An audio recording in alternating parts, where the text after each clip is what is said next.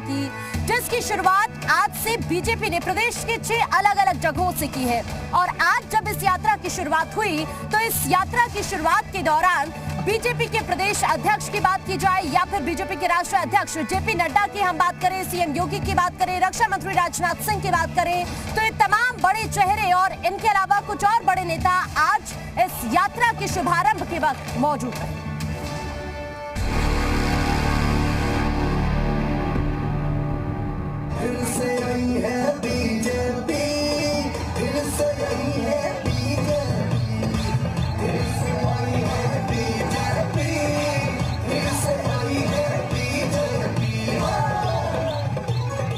Mission UP में जुटी BJP ने जीत के लिए पूरी तरह से कमर कस ली है। 2022 में बीजेपी का लक्ष्य 300 पार का है।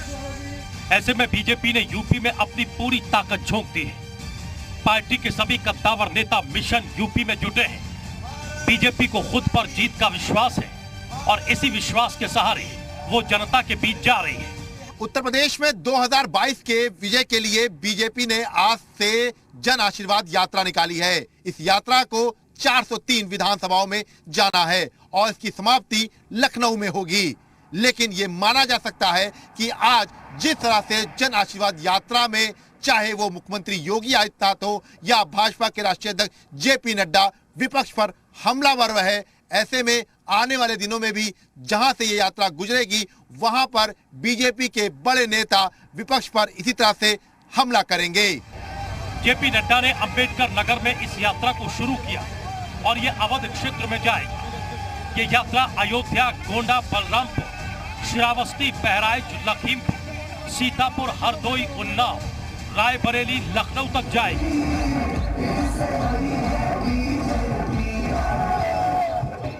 भाजपा है तो विकास है, भारतीय जनता पार्टी है तो सम्मान है, भारतीय जनता पार्टी है तो सुरक्षा है और भारतीय जनता पार्टी है तो विकास का प्रयास है।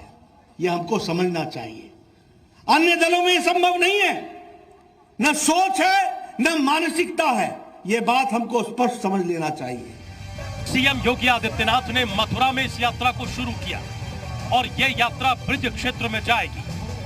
यह यात्रा मथुरा, अलीगढ़, हाथरस, आगरा, फिरोजाबाद, मैनपुरी, एटा, कासगंज, बदायूं, शाहजहांपुर से होकर गुजरेगी और पीलीभीत में खत्म होगी।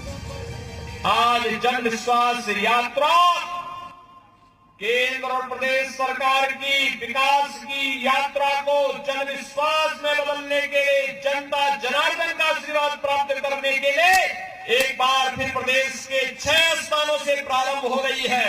और मैं सौभाग्य मानता हूं कि भगवान श्री कृष्ण की इस पावन धरती पर मुझे इस यात्रा का शुभारंभ करने का सौभाग्य प्राप्त हुआ है। राजनाथ सिंह ने झांसी में इस यात्रा को हरी झंडी दिखाई।